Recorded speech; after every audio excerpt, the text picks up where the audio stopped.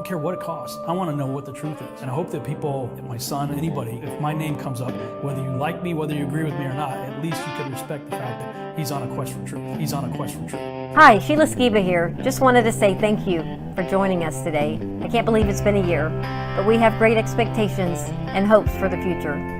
Thank you for joining us as we continue our quest for truth. As my mom said, thank you again for being here with us. We want to rejoice and be thankful for the time we did have so we can share it with others and continue to stay on our quest for truth. This is a time to be anticipating great things, and the best is yet to come. Thank you for your prayers, love, and support. We love you, and thanks for being part of our family.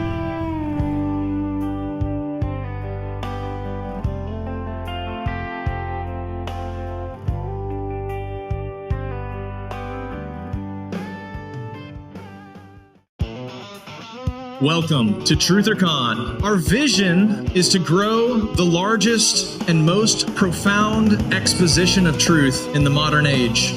Here, no truth is beyond reproach. We're here with a common goal, and not everyone will agree with you.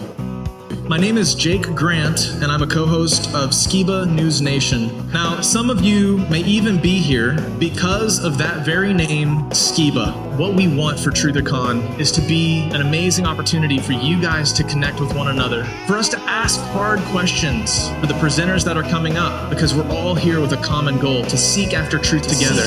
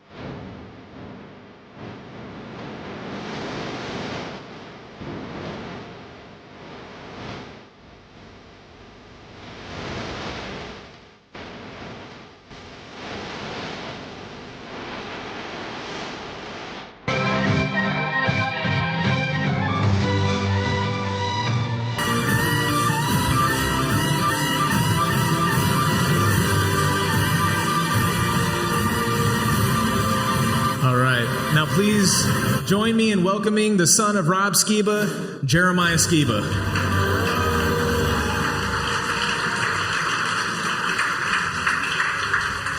Hey, thanks, man. Thanks, Jake.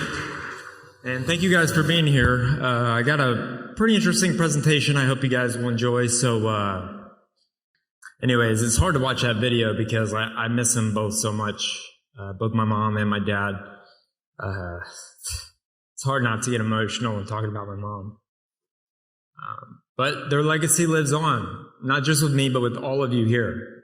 Every life that they touched lives through you guys too. So I just felt compelled to say that to you guys. Okay, let's start here at the beginning. So today we're going to be talking about my personal theory, and I know it may be controversial, and that's what my dad and my mom are all about. They love to be controversial, and they love truth. And so that's what we're going to be talking about today. So right here in Dallas, Texas is where this all takes place. The first time the word conspiracy theory was ever used was here in Dallas, Texas. It was used in the Warren Commission report when JFK was assassinated, and in front of everybody. I mean, that was the first time on a mass scale that people really saw, hey, they could kill our president right in front of us, and we won't even know anything. So let me go back on my notes here, because I'm kind of rambling.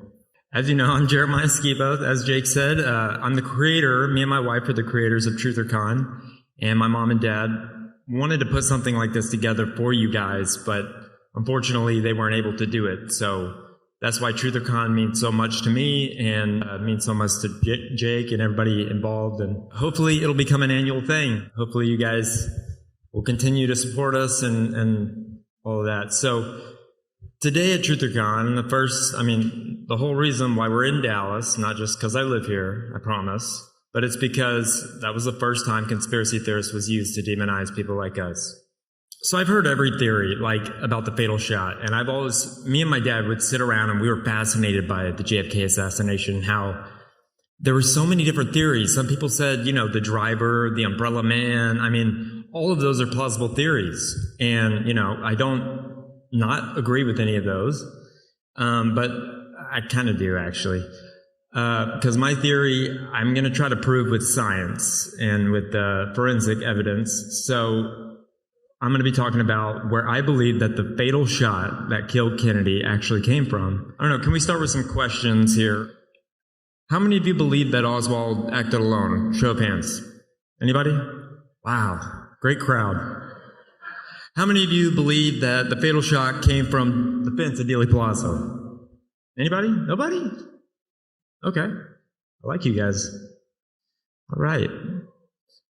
Well, what if I told you that the place that I believe that the fatal shooter was laying in wait was actually somewhere well overlooked? So that's what we're going to be getting into today. So I will admit this is graphic, so if you guys have a sensitive stomach, look away, and then I'll be like, hey guys, it's over. So here we go.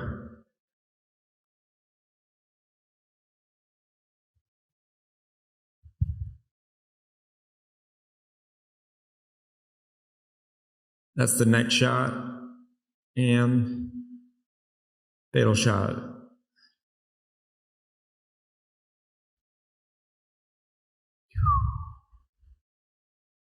Yeah.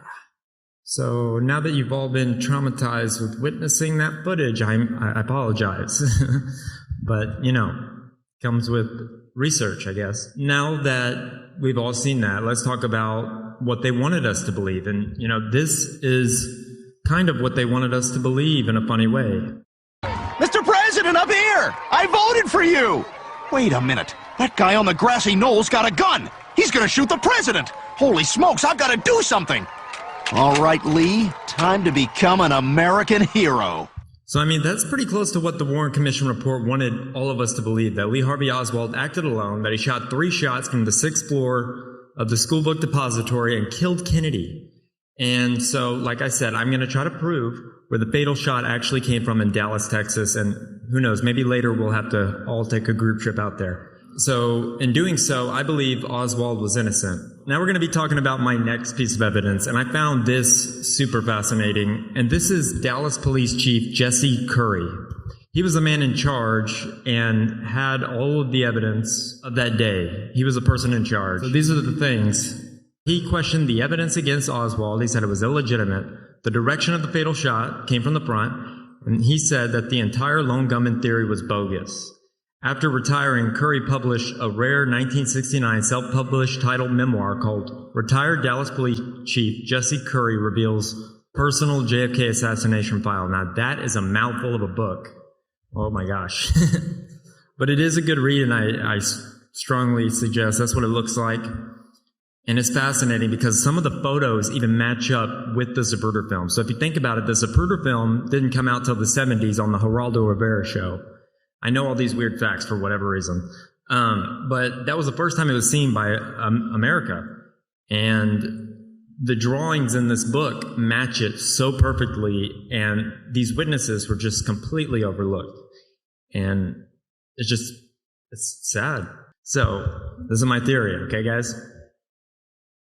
The fatal shot came from the street. So that's me like reenacting where Lee Harvey Oswald would have killed Kennedy, right?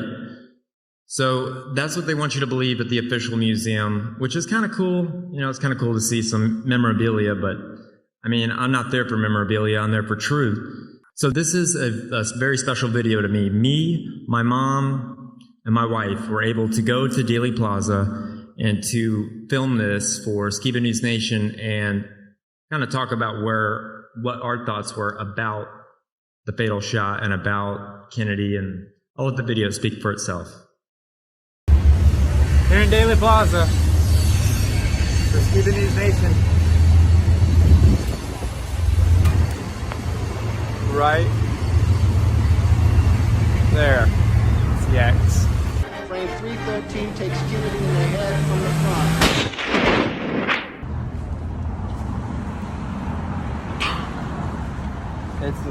It's so much of a simpler shot. This is only a tripod.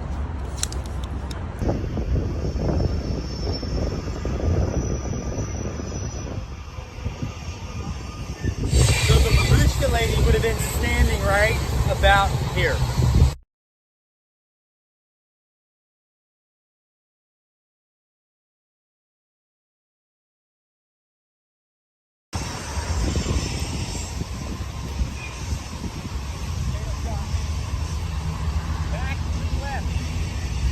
President going back and to his left. Shot from the front and right. Back and to the left. Back and to the left. Back and to the left. It's so far away from that window. There's no way that rifle could have shot him, in my opinion. So if you see that first X right there, that was when Kennedy did this. Frame 225, the president emerging from behind the road sign. You can see that he's obviously been hit, raising his arms to his throat. And he was apparently shot in the neck. Frame 193, the second shot hits Kennedy in the throat from the front. Frame 161, Kennedy stops waving as he hits him. Conley's head turns slightly to the right. So my theory is that this drainage ditch right here is where the shooter went down. It goes all the way down the street to where it perfectly matches up with Kennedy's fatal headshot. So I'm gonna put a sticker there.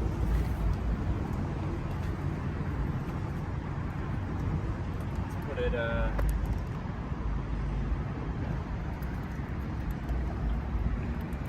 so we covered that. And that's where the ditch is, all the way down there.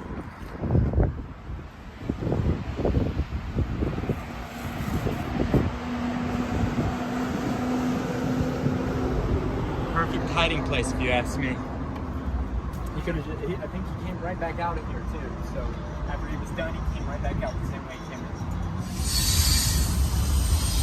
So that's where the storm drain is. That's where it comes from up there. We filmed it earlier. It goes all the way down underneath us, right here. The X is right behind you. I can also show you a view. So I try to take the camera here. So this is what the shooter And I try to aim it, but it's, it's kind of hard to do with the selfie stick, but. From his angle. The X. Right there.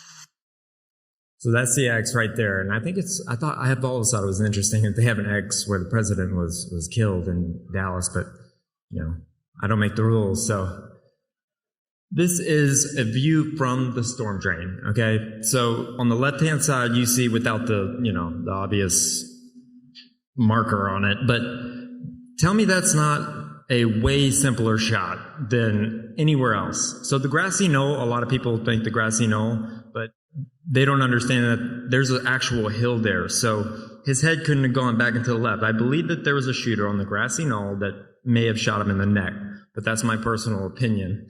And I'm going off notes here, so forgive me. But that storm drain has it's the perfect assassin's nest because a large enough human could crouch inside. There's a direct line of sight to JFK's fatal headshot, and hidden in plain sight. I mean, it's so hidden in plain sight, and it's easy underground escape routes. So in Dallas, Texas, I don't know if you guys know this, but there are underground tunnels near Daly Plaza that all connect. And it's the weirdest thing I've ever seen. I have a 1960s map it's on my board that I'll show you guys later. But anyways, so the entrance to the storm drain is where that drain was that I took video of. That's it from the day or from around the time. I believe that he entered and exited that storm drain, and there could have been a shooter if there was a missing board there. I don't know where the second shooter was. I'm just proving the fatal shot. That's just what I'm trying to do here today. So now I'm going to go down to what witnesses knew. So we have 3 witnesses here. They knew, but they were ignored. So my first witness here is Rosemary Willis. She was just 6 feet away from JFK, and she stated the final headshot that blew off Kennedy's head was not from the book depository.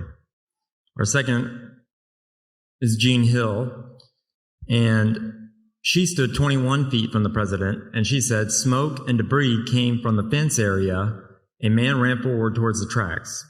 And our third guy here, kind of hard to pronounce, I'm hoping it's Brim. So Charles Brim stood 30 feet from the president and stated Some shots came from the front or side, not the depository behind or above. He also described the headshot as sending fragments left and back, suggesting that the shooter was somewhere ahead.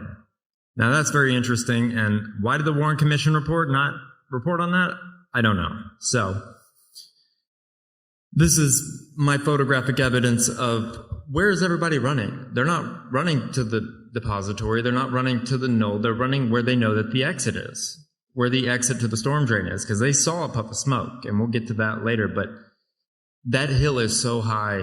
We should all go there because it's crazy how tall that is. But anyways, but you see like the police officers. I mean, they're running.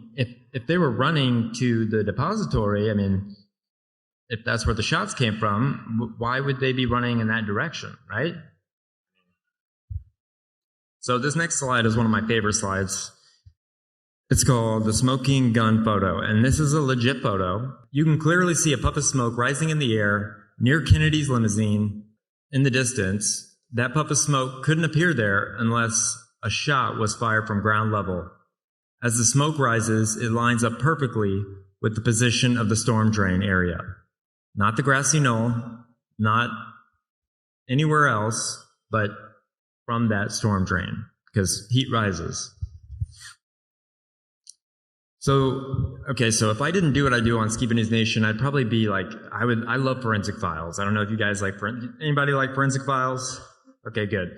I love forensics because it's just so interesting, and some people might think it's kind of weird, but I just like looking at things like this. Like, this is an exact replica of his head, and that's just fascinating to me. So,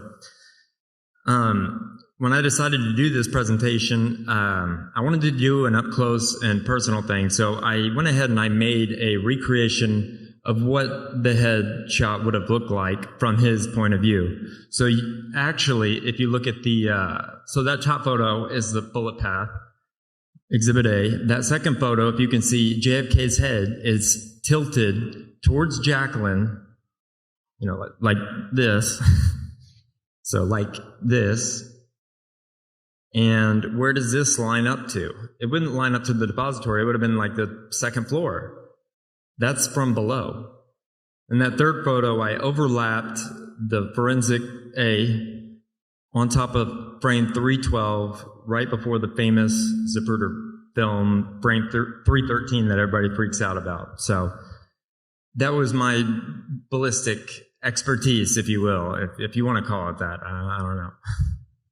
So I recreated this image. This is I tried to do it to scale of where the drain is to where JFK was. Now, I just don't understand how Secret Service was not like scouting out these areas, I mean, you would think they would be around him at all times, but no, they got the day off, so, there could be an easy sniper right there, right there. It's just, that blows my mind, and I just can't get past that. But here's more scientific evidence that I found very interesting, and it's actually funny because this video that I'm about to play is a man his name is Tom Wilson. He's an investigator, but when I tried to re-look up this video, I could not find it. I looked on YouTube. YouTube, of course, what do? They censor, they hide it, they do everything that they can so that you can't see it.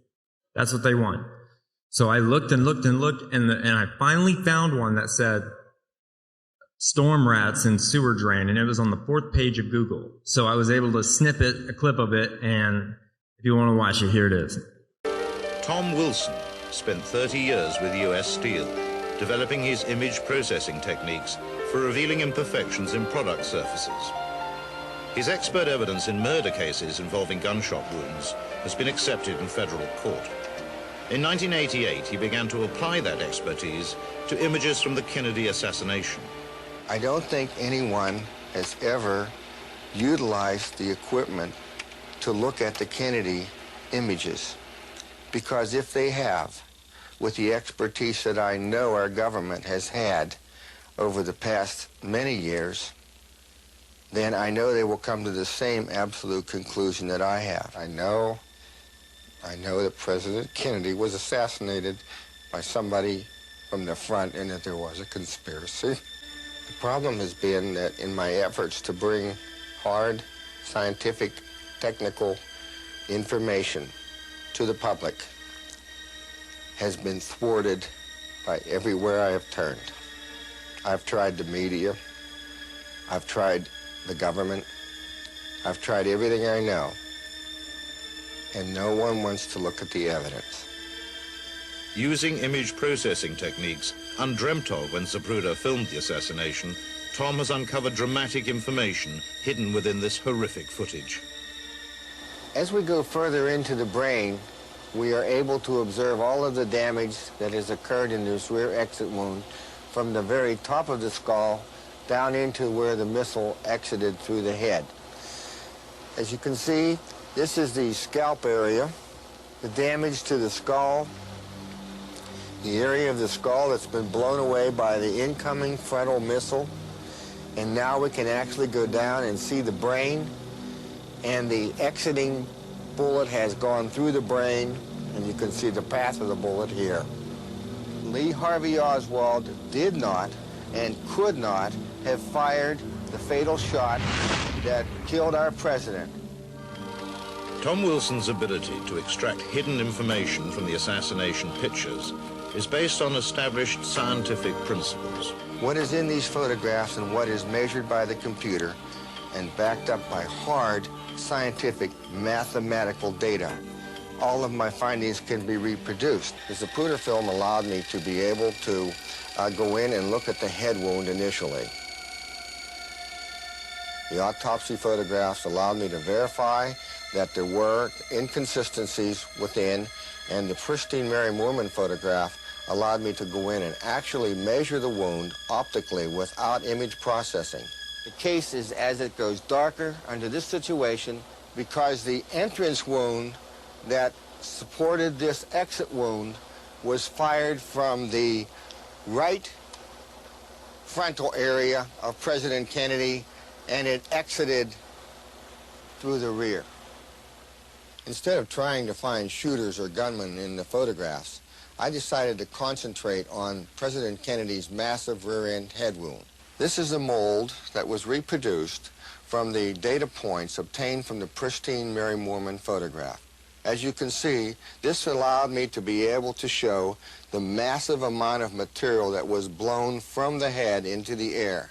As the bullet entered the right temporal area, it came within his head and fragmented into two directions.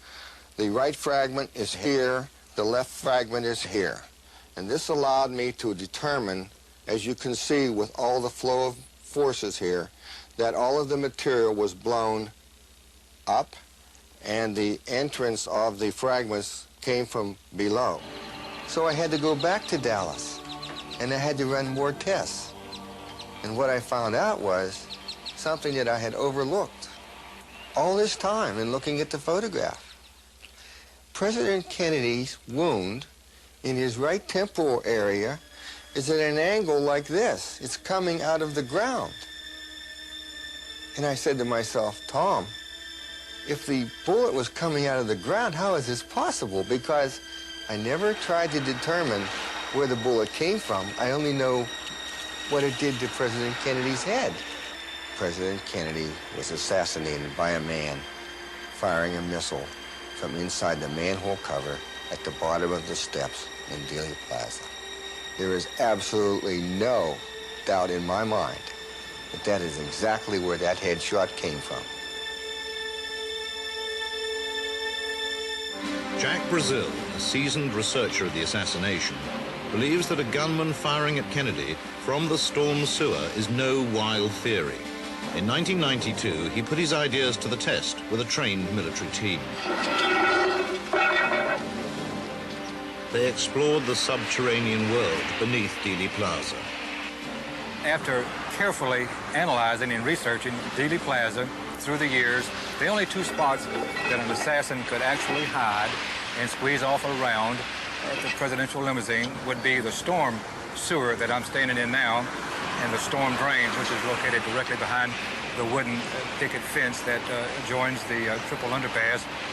But that's the only two spots that an assassin could hide in and actually squeeze off around and fire at the presidential limousine, and then, in lieu of that, been able to escape. It took us approximately 53 to 54 minutes, our very first trip. Now that was stopping and investigating and talking on the walkie-talkies, 2 coffee breaks, and then the second time it took 42 minutes, and the third trip it took 32 minutes, and the fourth trip it took 23 minutes. So we can rest assured that it would take an assassin approximately 20 to 30 minutes to actually escape Dealey Plaza underground. This ties in to the storm sewer in the center of Main Street, and it's easily accessible for a would-be assassin. He could very easily have shot the president and used this route for escape. It leads directly to the Trinity River. So, I mean, he could have easily, the shooter could have came out of that tunnel. So easy, in my opinion. I have to say that for, other reasons. So these are actually from Jack Brazil, the guy that went down in the manhole, and he has one of the guns in this photo. He's crouched down in it as he would if he was waiting. And then at the top, you could see like a presidential limousine, and he was just lying in wait to see. I mean, as soon as he passed, you get the right guy, and you can get the job done, and it's so much easier, in my opinion. So I'm a big true crime buff. I don't know about you guys, but every true crime show I've ever watched has an alternative suspect if it's not the person that was convicted of the crime, right? So I do have an alternative suspect, and that's what he looks like. His name is Jack Lawrence. He worked at downtown Dallas Lincoln Mercury dealership in Dallas. He borrowed a company car and didn't show up for work the next day. After Kennedy's assassination, he appeared pale, sweaty, and muddy and vomited in front of his boss, and his car was found behind the picket fence at the grassy knoll at Dealey Plaza. I mean, that's pretty sketchy. Why wouldn't the Warren Commission report investigate that, right? I mean, if you were running an investigation, wouldn't you take this into account, this guy right here? But I guess not, because, we don't want Kennedy around. So now we're going to be talking about the government, of course, our favorite topic. Everybody's favorite topic. So, due to the, recent releases, I'm not really happy with all the releases. I think that they should go ahead and dump all of them. And I know that they're slowly doing it, but some of the things that we have learned from the recent release documents is that the CIA tracked Oswald's movements before the assassination. Key files were destroyed or withheld from the Warren Commission, and one declassified memo described a low-angle shooter in Dallas, but no one pursued it. Why hide it for 60 years? That's my question. Why hide it for 60 years? I mean, everybody involved in the investigation is probably dead, right? Why? So that one still baffles me. It's like, just release it. Come on, guys. So now we're going to be talking about this man right here. I like this guy. His name is Jim Garrison. He's the one that they made the Oliver Stone movie JFK about. And for those of y'all who may not know who he is, he was the district attorney of Orleans Parish in Louisiana from 1962 to 1973, and later became a state appellate court judge. Garrison tried to prove Lee Harvey Oswald did not act alone in the assassination of President Kennedy. And Jim Garrison believed these things. I'll just pull them all up, and then I'll read them to you. So Jim Garrison believed that there was more than one shooter at Dealey Plaza. His team studied the storm drain near Elm Street and found a shooter could fit inside the drain. The angle matched the fatal shot. It offered cover, a clear line of sight, and escape tunnels. And he concluded the Warren report ignored key evidence, and the assassination involved a coordinated team. So it's not one man, like they say in all these cases, and we'll get into that later, how it's paralleled to today, like investigations today, which crack me up. So why does it still matter? Why does this event still matter? And, it still matters to me. I don't know why. I mean, I don't know. But what I think is Oswald was murdered on live TV. That's why it still matters. Before he could speak. before he could be tried. If you look in your textbook, what do you see? You see Lee Harvey Oswald killed President Kennedy. That's not fair. And he was shot by Jack Ruby, the nightclub owner that everybody knows, notorious with mob ties. The police chief didn't believe the cases I showed you earlier. These are all my points. The fatal shot did not come from above. The government hid critical evidence, and the man blamed never stood trial. We were sold a story full of holes, while the real bullet, the one that I believe ended JFK's life, was flushed straight down the storm drain. Okay, so even Homer Simpson had a better theory than what was in the Warren Commission. So I hope you guys enjoyed this Homer Simpson clip. Arch, I got it all figured out. Lee Harvey Oswald wanted to steal the Jack Ruby. Jack Ruby was a man, not a jewel. Oh! All right, we're back to square one. Put on some coffee. I was so close. It was actually kind of funny. Yeah, so my final thoughts. So this one's kind of going to hit me. So I'm not here to stir up drama. I mean, we're all here, all of us are here to uncover truth, even when it's buried deep. And my mom and dad, Rob and Sheila Skiba, always wanted to understand what was culturally relevant. Here's what I believe that they would think and why it still matters. The JFK assassination still matters today because the same powers that be that killed President John F. Kennedy are still running things today. When you break it down, and you can start seeing parallels like the JFK death and let's just say Charlie Kirk's death. I mean, both men spoke out, both men were silenced, but killing them made their voices louder, and that's what they didn't understand. JFK's death sparked generations of truth seekers, and Charlie Kirk's death is doing the same thing right now. I don't know what you guys think about the Charlie Kirk thing, but that's a topic for another day. They thought they ended the message, but they lit a fire. And that fire is the truther movement. And I'm proud to be a part of it. So my parents said, when you seek truth with everything you've got, God will reveal it. Rob and Sheila Skiba. Sorry, that's my own last name. I should be Rob and Sheila Skiba. There we go. Let's keep digging. Let's keep asking questions, and let's never let the truth stay buried. Thank you very much. I'm Jeremiah Skiba.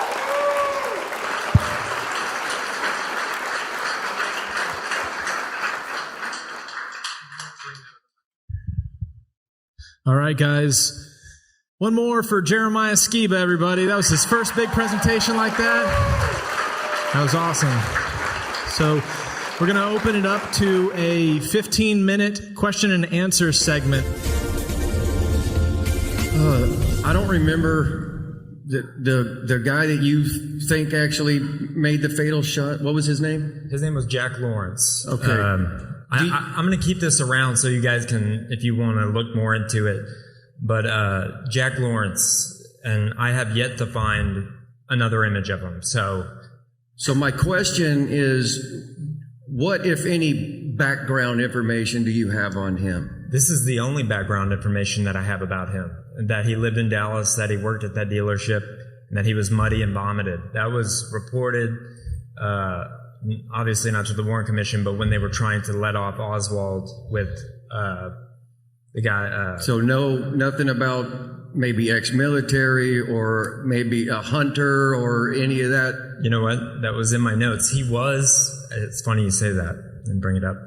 He actually did have ties to the military. Let me pull it up. Jack. Ruby Jack. So many Jacks in this story.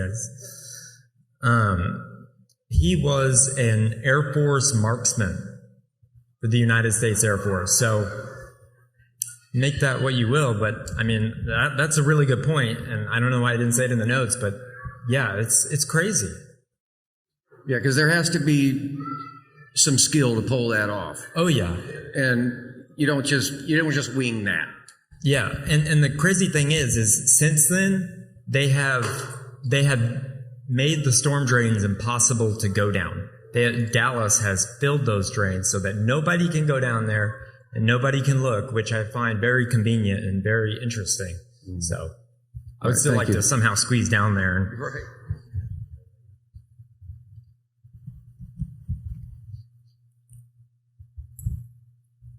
Do you guys think the possible motive for Kennedy's assassination may have been the issuance of the U.S. note, the full general obligation of the government as the paper currency versus the Federal Reserve note? I mean, I think that's very interesting.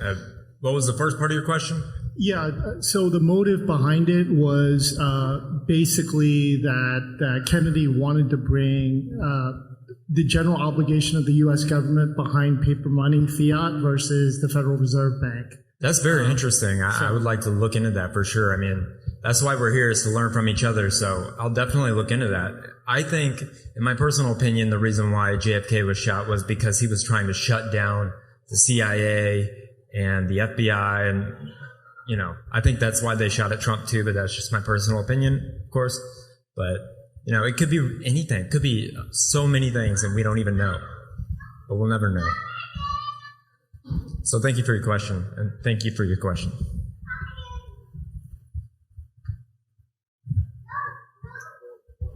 Thank you. Do you have any hard evidence that George H.W. Bush was there in camouflage so he wouldn't be recognized? I would like to say that I do, but it's just those photos, and they do match up pretty good. I did find a photo. It's not of George W. Bush. I have looked into that theory because, you know, I personally think he was there. I'll say that on record. But I did find a photo of Oswald at the bottom of the school book depository. And a lot of people have broken that down and said that he was there. And that over just this way was where they say that George W. Bush and the tramps and everybody were hanging out. So, thank you.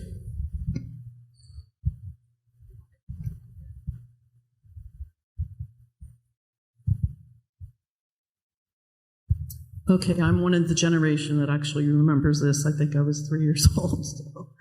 It was the first time I ever saw adults cry because they came over and watched on TV. Anyway, the thing that was so odd to me is not that it has to do with who the assassin was, that Jackie Kennedy actually climbed out of the car onto the back. Like, isn't that the weirdest thing? I think so. I mean, she must have felt that the shot was somewhere close to him to be able to, like, try to get the Secret Service guy on the car, right? I mean, you would think that the shot would be, like, from the ground level or from up here. Like, she was trying to get away from something and scoop his brains up. I mean, I don't know if I buy that, but maybe. I think that's a very good question.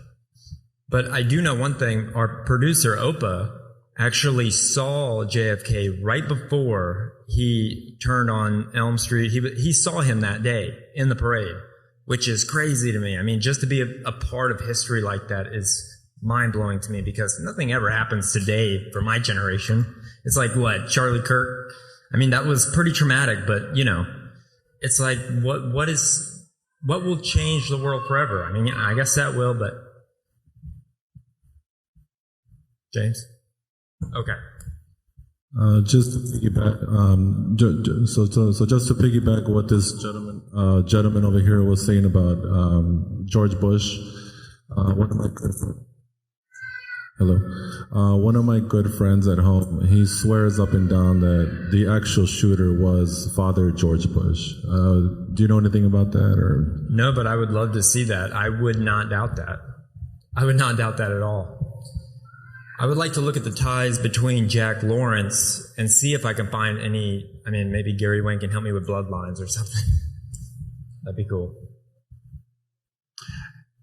Hello. Hi, sorry. Okay. That picture really helps. And great job with the trajectory from the final shot. And now I get a better understanding of where the book depository was and how implausible that is for the final shot. Maybe I missed it early. Can you get more information about the trajectory of the next shot? So what I believe where the next shot came from was an entry wound, I believe. And so do all the doctors that were treating JFK before he was moved by the, Secret Service against the Texas state law is that you have to have your autopsy here in the state of Texas if you die here. They didn't care. They moved his body. They did whatever they did with him.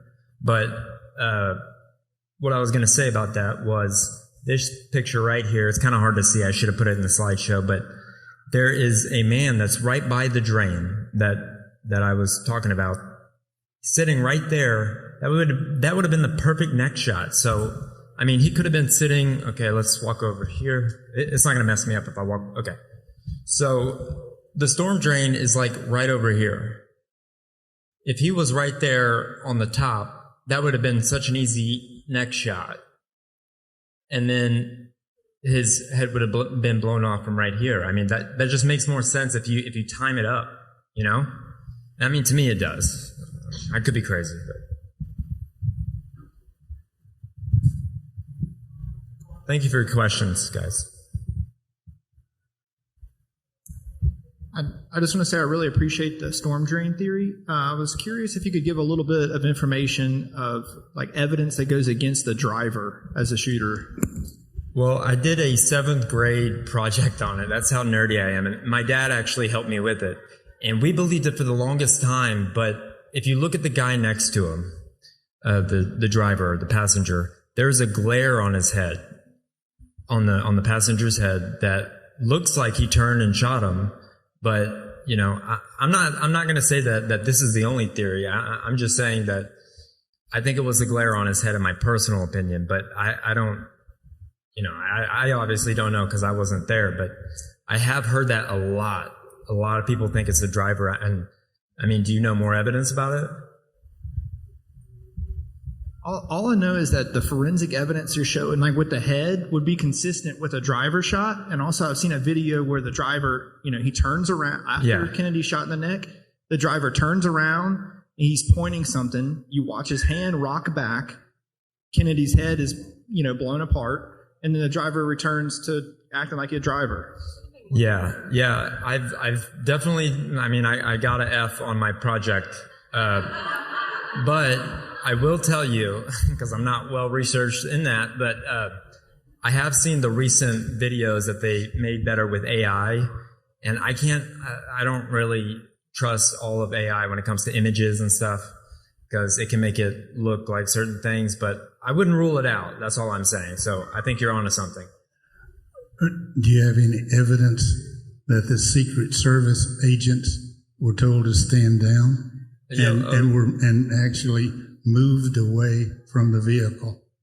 Yeah, they were actually, I mean, at a bar the night before, and that's why they weren't on the car. I mean, why would you? I don't have a photo of the car up here, but where is it? There are little handles on the car. They should have been on the car at all times. They were everywhere else. Why not this day? You know, makes you question, like, why? And why kill Oswald? You know. Because that's how you start a conspiracy. End of story, right?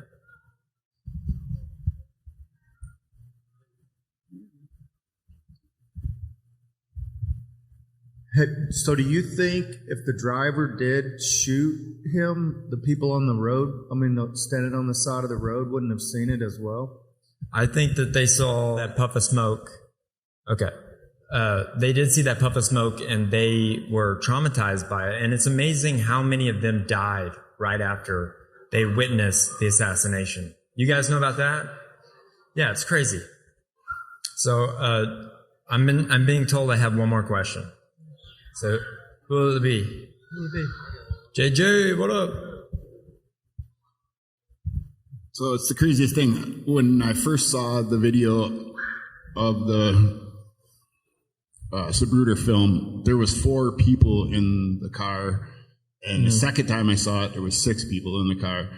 So I'm not sure, but what do you think about if they had Photoshop or what was going on with that? I have a lot of friends, and that's a Mandela effect that they think. When Opa saw it, because Opa saw it firsthand, so President Kennedy and then Jackie were sitting on the back seat, and then Governor John Connally and his wife were sitting kind of, they were lower than JFK and his wife, and then the driver and the passenger. But I have so many people like my friend Chris, who's like, I swear there are only 4 people in the car. I'm like, you know, I don't doubt it. I mean, we might live in a parallel universe. I don't know. But it's a good question. Thank you. Thank you guys for your questions, and I greatly appreciate it. Sorry for all the technical difficulties, but thank you. All right. One more time for Jeremiah Skiba.